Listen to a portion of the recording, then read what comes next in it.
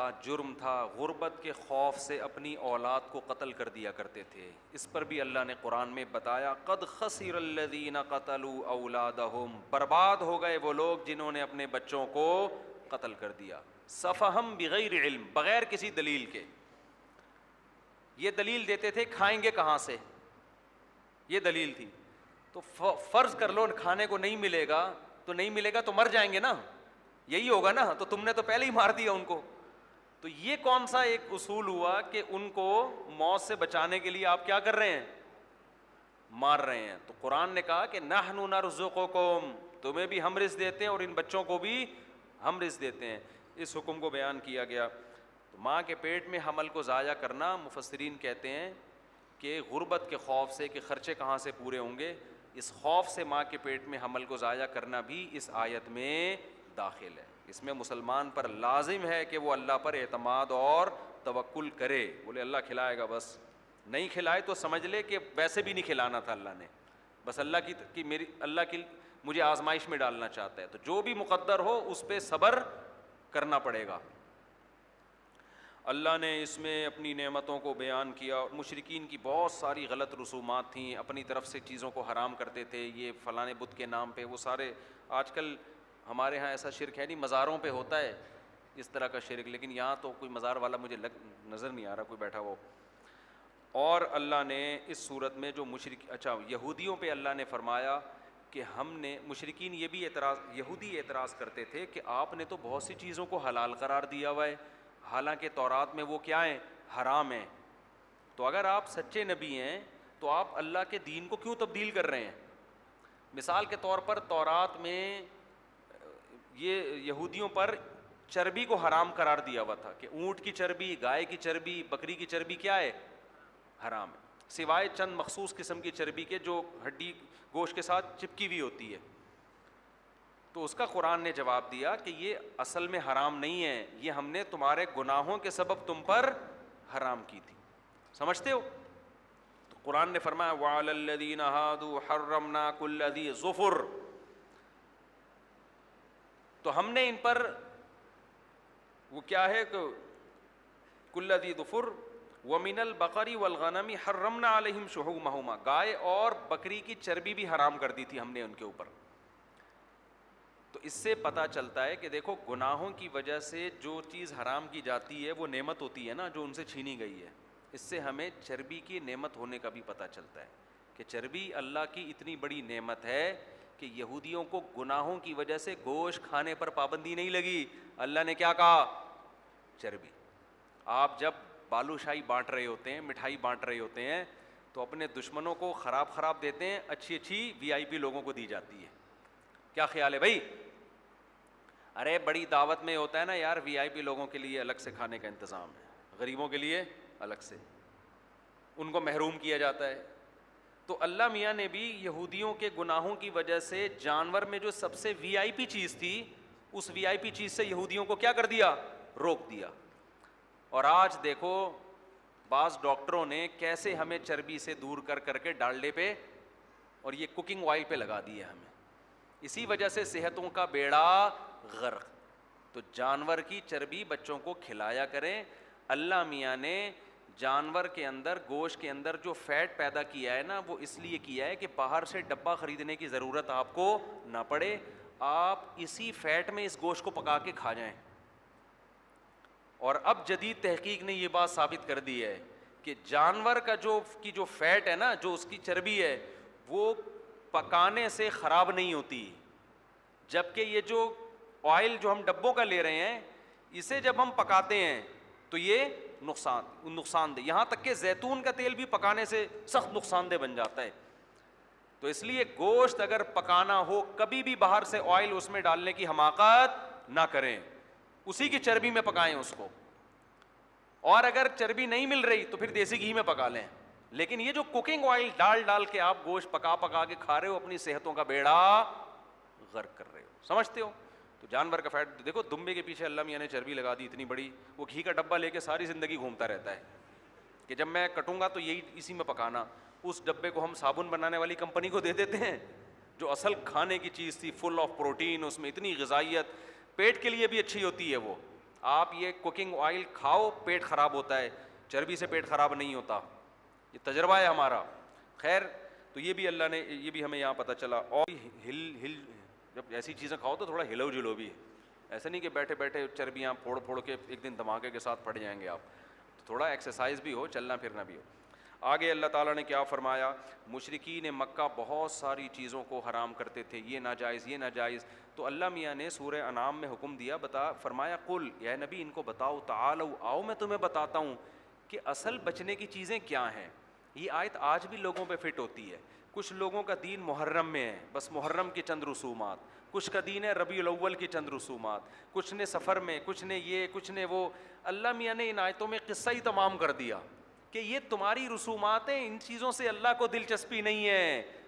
تو اے نبی قل, اے نبی ان سے کہہ دو, تعالوا آؤ آؤ, اتلو میں تمہیں پڑھ کے سناتا ہوں, ما حرم ربکم علیکم, تمہارے رب نے کن چیزوں کو حرام کیا, کن چیزوں سے وہ ناخوش ہوتا ہے. یہ کام کرو گے تو خدا ناراض ہو جائے گا.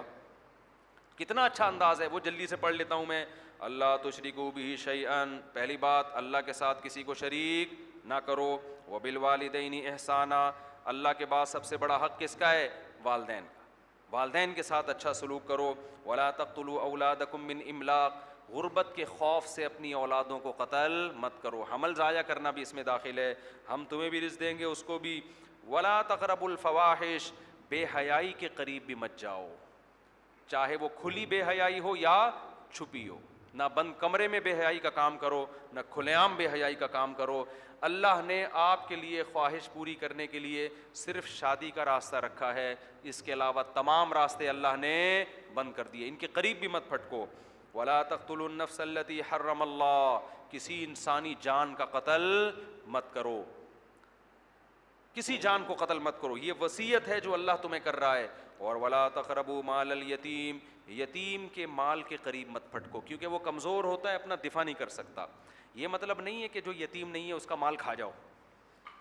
وہ اس کو مال کو اس لیے نہیں کہا کہ وہ تو کھانے تھوڑی دے گا آپ کو اتنے آرام سے. یتیم بیچارے کو پتہ نہیں ہوتا, بڑا بھائی چھوٹے بھائی کے مال پہ قبضہ کر لیتا ہے, چاچے مامے سب مل بانٹ کے بندر بانٹ کر کے کھا جاتے ہیں, اس کو پتہ بھی نہیں ہوتا, وہ پھر بھی اپنے بڑوں کا احترام کر رہا ہوتا ہے.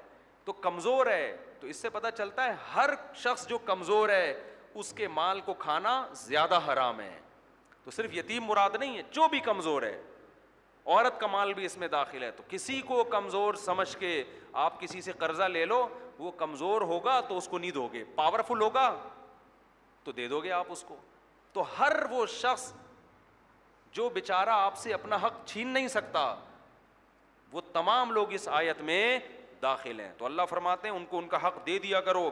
اوفوا الکیل والمیزان بالقسط, اور جب بھی کسی کو حق دینے کا موقع آئے تو ناپ تول میں کمی نہ کیا کرو, ڈنڈی نہ مارا کرو.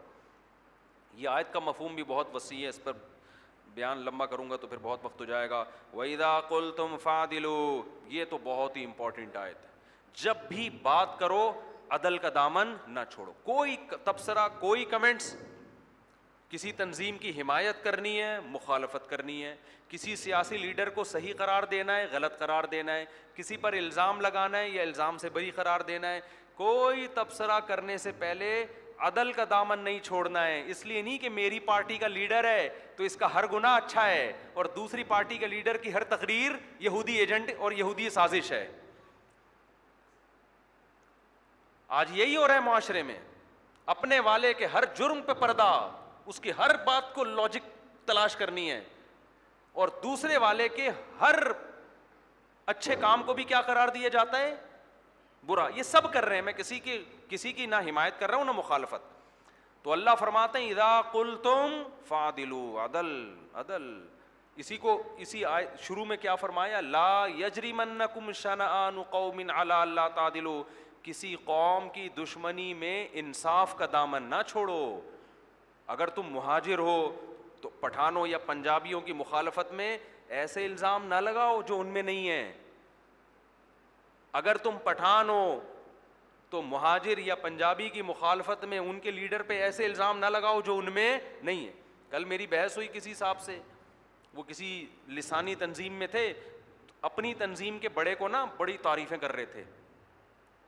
میں نے کہا بھائی یہ تعریفیں بنتی نہیں ہیں, آپ جس قوم پرست تنظیم کی بات کر رہے ہو ان کے لیڈر میں یہ ٹیکنیکل فالٹ ہے, لیکن ہر ٹیکنیکل فالٹ کے پیچھے انہوں نے لاجک تلاش کی ہوئی ہے. میں نے کہا پھر میں دعا کرتا ہوں قیامت میں آپ کا حشر اسی لیڈر کے ساتھ ہو. ایک دم نہیں, اللہ نہ کرے میرا حشر اس لیڈر, یہاں آ کے چپ ہو جاتے ہیں ایک دم. تو اپنے لیڈر کی اتنی حمایت کرو جتنی قیامت کے دن افورڈ کر سکتے ہو, سمجھتے ہو, افورڈ کر سکتے. تو چترول اس کو بھی لگیں گے اور پھر تمہیں بھی طبیعت سے لگیں گے. اگر آپ کو اس کے بارے میں معلوم نہیں ہے چپ ہو جاؤ. کوئی کہتا ہے یہ ایسا ہے یہ ایسا, بولو بھائی ہمیں نہیں پتا یار, مجھے بالکل معلومات اس بارے میں نہیں ہے. ووٹ جس کو سمجھ میں آتا ہے جا کے دے دو, لیکن عدل کا دامن نہ چھوڑو. اسی طرح خاندانی جھگڑوں میں آپ کی بیٹی کا جھگڑا ہو گیا آپ کے داماد کے ساتھ, آپ کو پتہ ہے غلطی میری بیٹی کی ہے, لیکن آپ پھر بھی سائڈ کس کی لے رہے ہو, اپنی بچی کی. تو اذا قلتم فعدلوا, اس کا مطلب آپ انصاف سے کام نہیں لے رہے. غلطی آپ کے بیٹے کی ہے پھر بھی مخالفت بہو کی کر رہے ہو, اس کا مطلب آپ انصاف سے کام نہیں لے رہے. تو یہ اللہ کا حکم ہے. لیکن آج ہمارا سارا دین محرم, سفر, ربیع الاول, ربیع الثانی, جمادی الاولیٰ, جمادی الثانی, ان چیزوں میں گزر رہا ہے. سمجھتے ہو نا, محرم کے الگ پروگرام ہوتے ہیں, سفر کے الگ پروگرام ہوتے ہیں, ربیع الاول کے الگ پروگرام ہوتے ہیں. تو یہ سارے پروگرامنگ میں جو کرنے کے کام ہیں ان چیزوں سے ہم غافل ہو چکے ہیں. تو اللہ نے فرمایا بات جب بھی کرو انصاف کی بات کرو.